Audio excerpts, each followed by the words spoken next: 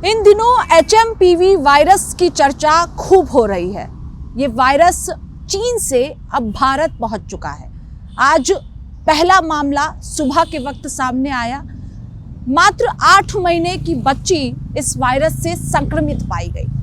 उसके बाद भारत में चर्चा और तेजी के साथ शुरू हो गई कि किस तरह से इस वायरस से बचा जाए।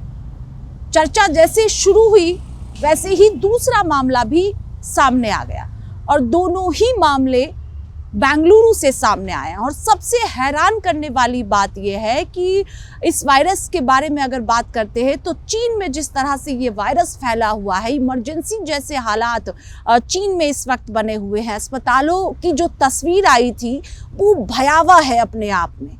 अस्पतालों के बाहर मरीजों की जो संख्या है वो बढ़ी हुई है वहाँ पर और भयावह स्थिति इस वक्त चीन में है।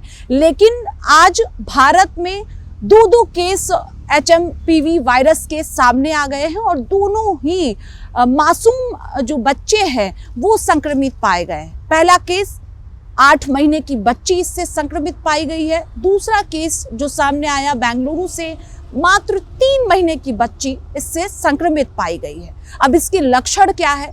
इसके लक्षण भी कोविड जैसे ही हैं, जैसे सर्दी होना, जुखाम होना, गले में खराश जैसी समस्याएं होना, ये HMPV वायरस के लक्षण है।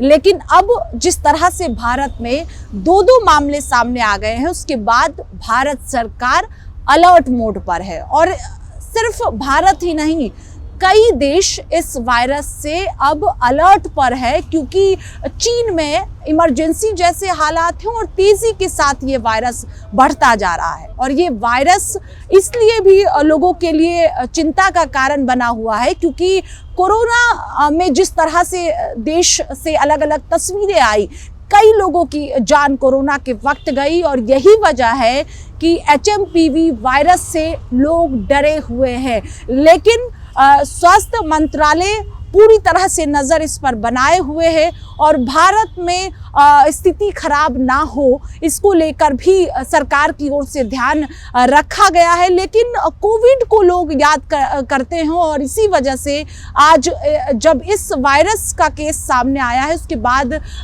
लोगों में कई तरह के सवाल हैं।